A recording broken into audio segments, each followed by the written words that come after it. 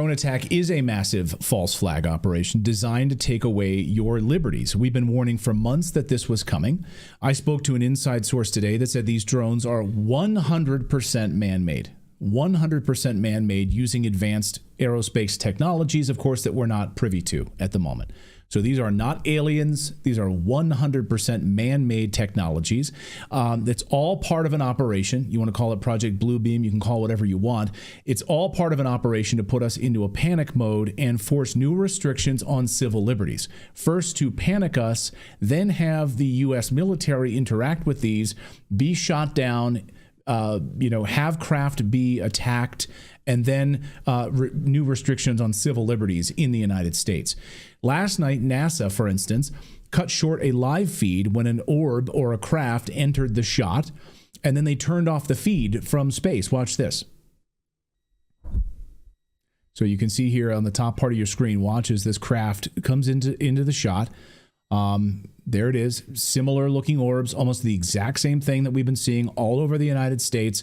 This comes into the shot, and then just a few seconds later, about 20 seconds later, NASA cuts the feed off and stops live streaming. Stops live streaming this from the International Space Station. So again, these things are happening all over the place right now. Passengers on board this flight from Chicago to Newark spotted 3 of these exact same orbs right out the window, hovering right off. I mean, you imagine if you're flying, not 3 of them, sorry, like 4 of them, 5 of them, 6 of them, all right there, just like tracking and following the plane. Wouldn't you crap your pants? Like, now that's being seen everywhere. I had my best friend, Andy, I spoke to him last night in Reading, Pennsylvania. His wife, on her way home from work, captured 3 of them on camera. Like, this is happening all over the place and so commonplace now. So the next step will be to shoot these things down. Now, I spoke last year, 1 year ago, I spoke to the man who worked at the FBI, who was in charge of their X-Files program.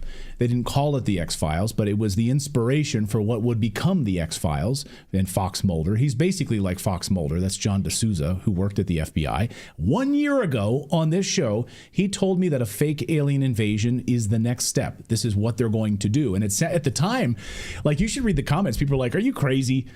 Fake alien invasion. We're going to see lots of craft all over the United States. Really? That's about to happen? Yeah. Now it's here. So how crazy does that sound? But he laid out, in fact, he's been talking about this for a long time. And he said what's going to happen is that they are going to start interacting with military craft. That's the next step. Military craft interacting with these. And then you're going to have military craft getting shot down.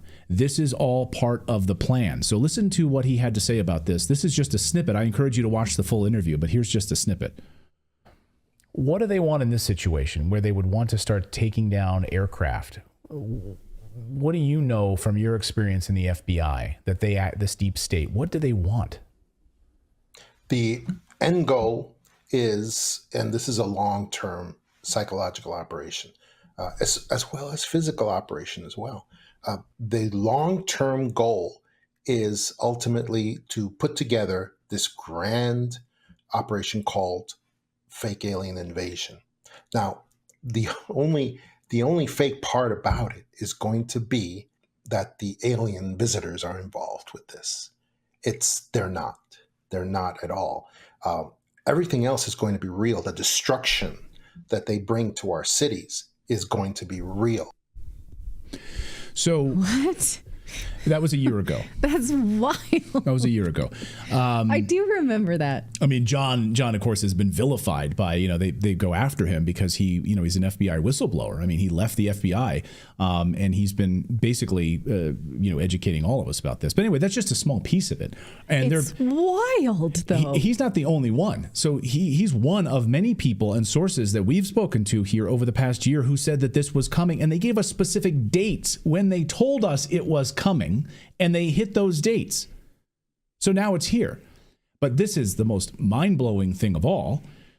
A post on 4chan in 2022. Okay, now this has been removed.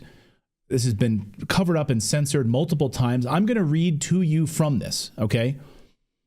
So this is, again, from 2022. The next false flag will be centered on the premise of malicious interdiction of nuclear source materials. It will not involve a nuclear device or nuclear detonation, but rather a radiological threat. Nuclear source materials will be deliberately leaked to target areas to inflict severe injuries through radiation exposure. The real number of casualties as a result of these attacks will remain very low. The purpose is to create a new method of restricting freedom of movement and new policies that will enable the government to continue its expansion of power. The media will display images of attack survivors who will have burns and lesions across their skin. Videos depicting overwhelming triage centers with victims vomiting or other unresponsive symptoms will be shared on social media. The threat of radiation exposure, an invisible enemy, will be used as the primary vector. Basically saying an application modeled after the COVID contact tracing will be installed on every mobile device that uses iOS or Android. The application will have to notify the user about potential hazardous exposures and recommend actions that they take should include voluntary exposure testing. Additionally, the cellular carriers will roll out automated SMS alerts that will have similar functionality. This application will interface directly with the UICC mobile dialing service. If the user does not have this application installed, network connectivity will be prohibited. And it goes on and on from there. You need to shut the front door. So this is from crazy 2022. And then over the past few days, the threat of radiation exposure, because they can't find the damn radioactive devices that wound up in the port of Newark and in a cargo container that are empty. Radiological devices that are empty and missing now. And of course, many people, drone experts, have said that in fact they're looking for something radiological right now. That the only reason these orbs, whatever they are up at night, these man-made craft, are as a result of a radiological exposure. Take it with a grain of salt, I guess. You could throw it out the window if you want to. Why are we seeing this all now? The timing of it is absolutely perfect. 30 days before President Trump takes office. What is the purpose of it? Again, you can consult that 4chan post from 2022. It doesn't, it's up to you how you want to look at it.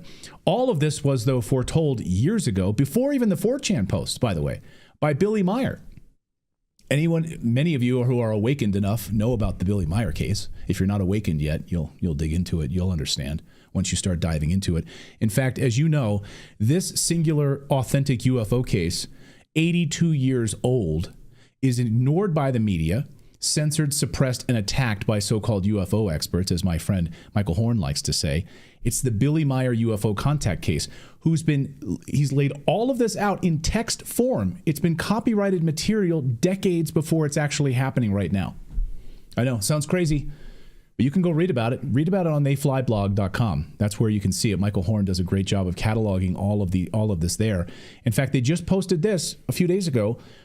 These drones are not from the Pleiaren. These are human craft, posted on December 15th. Go read it for yourself, and you can look at the drone video sources, and you can also see how this was predicted decades ago, what we're currently seeing right now, this man-made, quote-unquote, fake alien invasion. Again, has nothing to do with aliens, has nothing to do with it, but it's all part of a larger plan right now.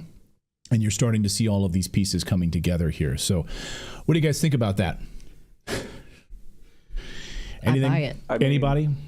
The radioactive thing is interesting because like the medical devices. Are you familiar with I'm probably going to mispronounce it, but like the Guyana catastrophe? I think it was in the 80s where somebody had like salvaged a medical, like a radiological medical equipment.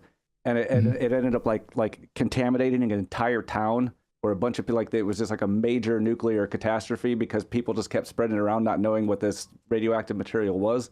It doesn't take a lot to accomplish a lot as far as that's concerned. I feel like a small amount of it. You can look it up. Yeah, no, a small amount of it, right? That's the major concern about this missing radiological material that was on the freaking cargo container that's now missing in New Jersey. And then you could, add that to the 2022 4chan posts, and then all of these other predictions from insiders who've been nailing these dates, specifically what was about to happen, all in an effort to lock us down, take away our civil liberties, get rid of any recreational drones, and use just commercial drones from now on.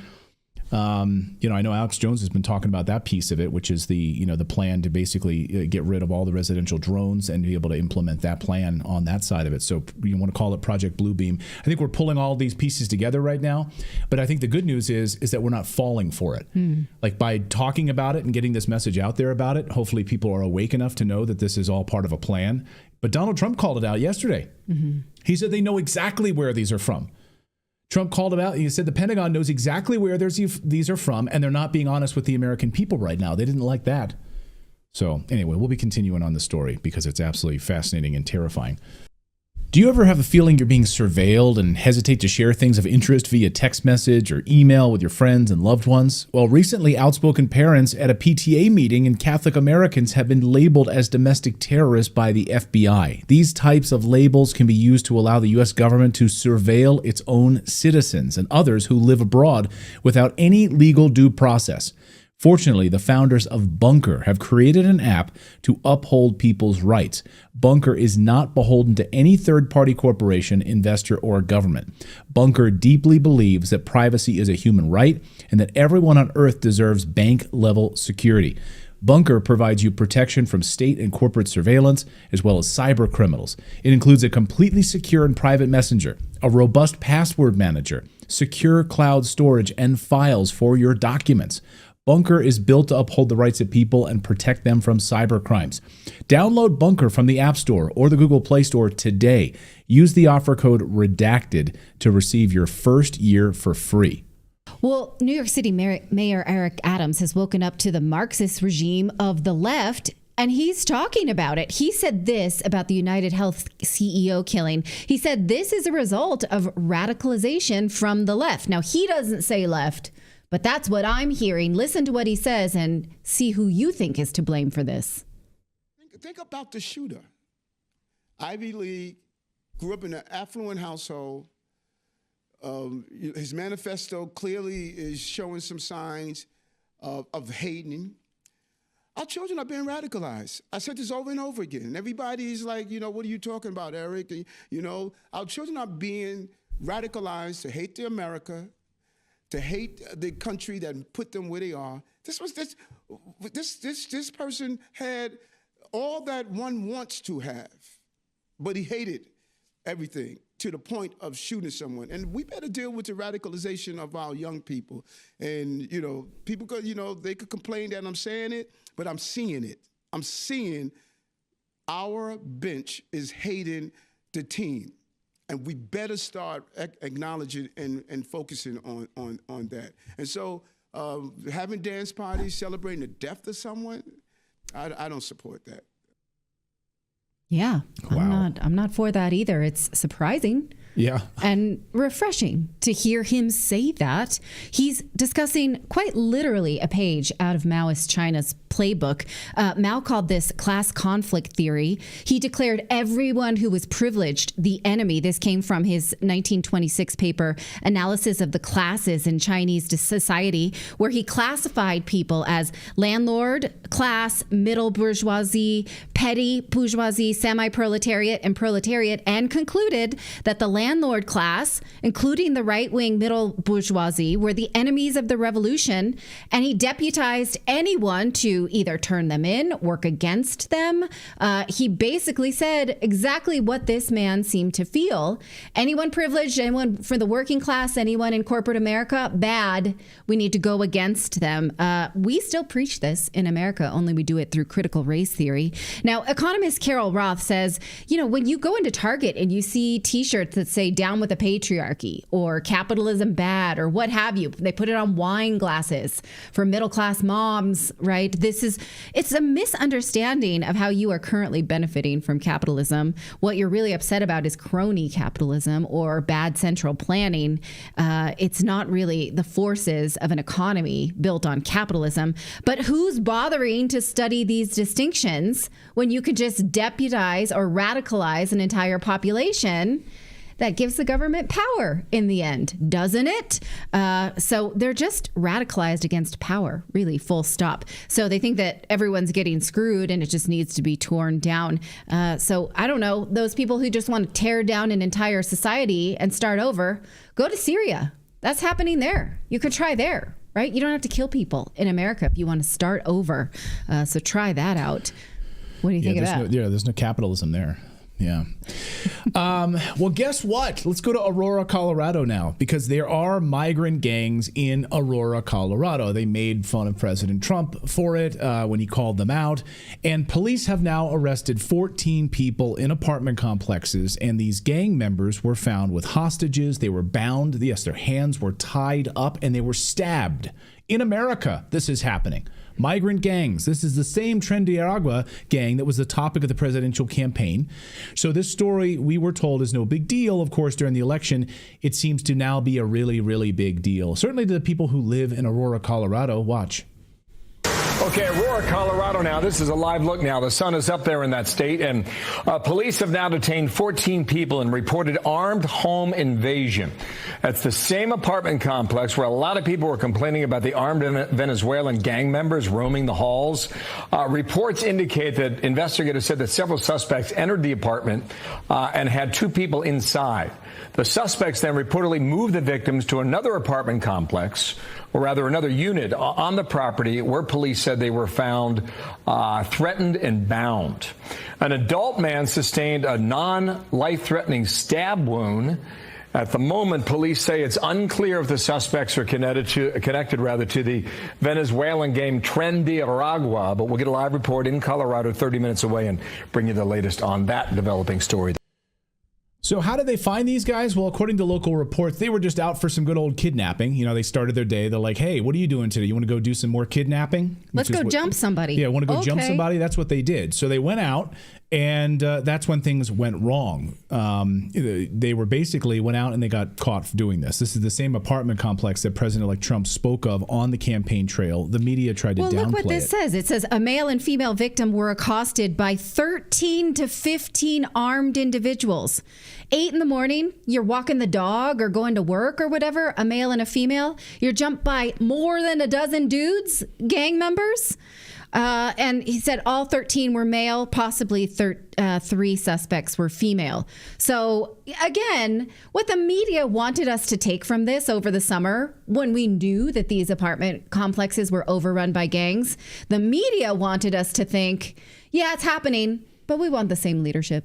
It's good. It's fine. Well, right? Also, the media wanted to cover it up, and they wanted to say this is not a big deal at all. And again, President Trump spoke about it on the campaign trail, and then the media, of course, tried to downplay it and say that this wasn't happening. You know, it wasn't happening in Washington, D.C. or New York City or something like that, and people don't care about the working people. Remember this exchange with ABC News and Martha Raddatz and J.D. Vance. This is an unbelievable moment.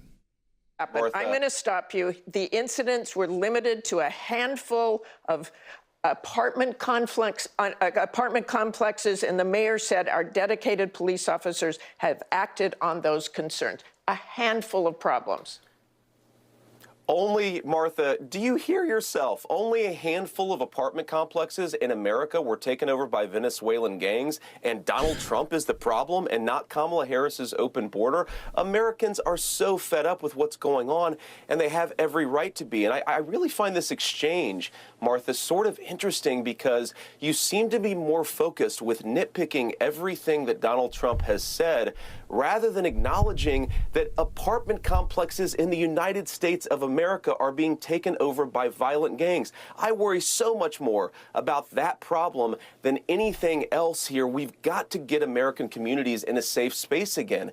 And unfortunately, when you let people in by the millions, most of whom are unvetted, most of whom you don't know who they really are, you're going to have problems like this. Kamala Harris, 94 executive orders that undid Donald Trump's successful border policies. We knew this stuff would happen. They bragged about opening the border, and now we have the consequences, and we're living with it. We can do so much better, but frankly, we're not going to do better, Martha, unless Donald Trump calls this stuff out. I'm glad that he did. Okay, let's just end that with they did not invade or take over the city, as Donald Trump said. said. I want to move on to just a few women. Apartment complexes, no big deal. A few apartment complexes that the mayor did not seem was invading the entire. She really told him. Yeah, I mean, like that the guy that was stabbed, it wasn't like he was fatally stabbed. I mean, come on, it's just a little bit stabbed. Just a little stabbing going on.